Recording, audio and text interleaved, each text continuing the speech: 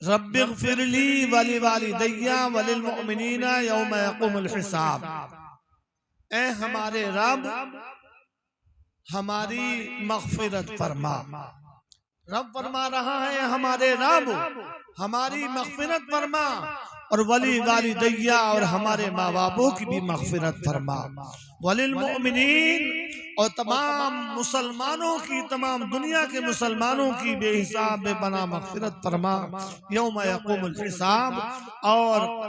حساب والے دن۔ برادران اسلام، شاعر نے کیا خوب کہا ہے، مختار کائنات سا داتا کوئی نہیں، مختار کائنات سا داتا کوئی نہیں، اور یعنی رسول پاک کے جیسا کوئی نہیں، یعنی رسول پاک کے جیسا کوئی نہیں۔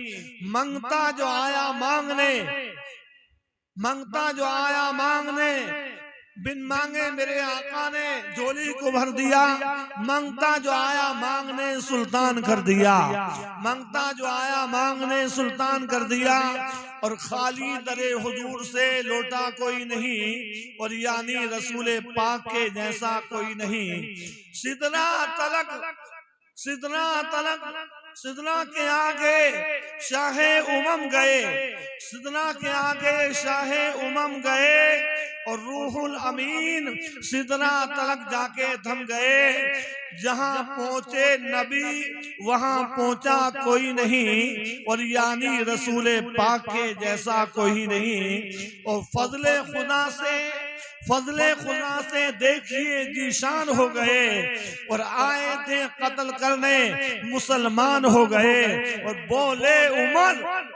بولے عمر کہ آپ سا آقا کوئی نہیں، یعنی رسول پاک کے جیسا کوئی نہیں۔ سجدے میں شیر ملاحظہ فرمائیں، سجدے میں سر کٹا کے شاہ مشرقین نے، سجدے میں سر کٹا کے شاہ مشرقین نے،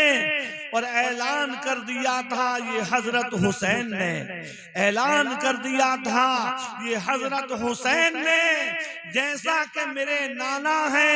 ویسا کوئی نہیں، یعنی رسول پاک کے جیسا کوئی نہیں، مختار کائنات سے داتا کوئی نہیں، اور یعنی رسول پاک کے جیسا کوئی نہیں۔ اسی طریقے سے میرے پیاروں، وقت کا لحاظ رکھتے ہوئے، وقت کا ٹائم کا لحاظ رکھتے ہوئے، ٹائم کافی ہو چکا ہے، اور یہ ہمارے بزرگ یعنی اپنے بزرگ کے اصالِ ثواب کے لیے یہاں پر ہم آپ سمانی حضرات ہم بھی یہاں پر جمع ہوئے ہیں۔ اللہ اکبر۔ تو ایک ایسے بزرگ ہیں، ان کے بارے میں عرض کرنا چاہتا ہوں کہ جو اللہ کا دنیا میں ایک بندہ ہوتا ہے، اللہ کا محبوب بندہ ہوتا ہے، اللہ کا برگزیدہ نیک بندہ جو اللہ کا ذکر کرنے والا ہوتا ہے، اللہ پاک اپنے اس بندے سے بے پناہ بے انتہا محبت کیا کرتا ہے۔ اللہ اکبر۔ حضرت سیدنا موسیٰ علیہ السلام اور حضرت خضر علیہ السلام ایک شہر میں، جس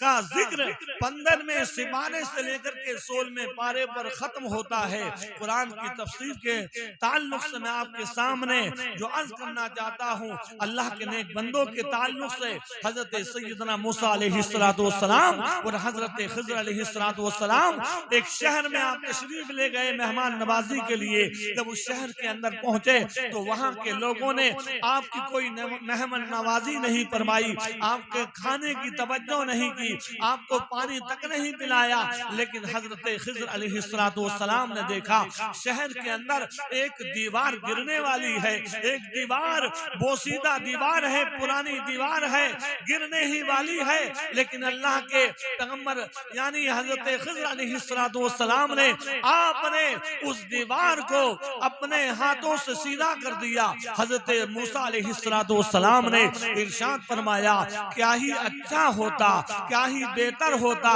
کہ جس دیوار کو آپ نے سیدھا کیا ہے ہے، جس دیوار کو آپ نے یعنی گرنے والی تھی اس کو صحیح کیا ہے، ان شہر کے لوگوں سے یعنی اجرت لے لی جاتی، ان سے مزدوری لے لی جاتی، لیکن آپ نے ان لوگوں نے ہمارے کھانے کی بات نہ کی، ہمارے پانی پینے کی بات نہ کی، ہماری مہمان نوازی نہیں فرمائی۔ حضرت خضر علیہ السلام نے ارشاد فرمایا، اے موسیٰ کلیم اللہ سنو سنو، یہ جو دیوار گرنے والی تھی، اس دیوار پر یعنی اس دیوار کے اندر بھی ایک حکمت، ایک مصلحت پوشیدہ تھی۔ یہ جو دیوار گرنے والی تھی، اس دیوار کے اندر ایک خزانہ چھپا ہوا تھا، اور یہ جس کی دیوار تھی وہ اللہ کا ایک نیک بندہ تھا، دنیا میں یعنی وہ زندگی گزار کر گیا تھا، وہ دنیا میں اپنے دو بچوں کو، دو بیٹوں کو چھوڑ کر کے گیا تھا، اور اس کے بچے چھوٹے چھوڑ کر کے دنیا سے انتقال کر گیا تھا،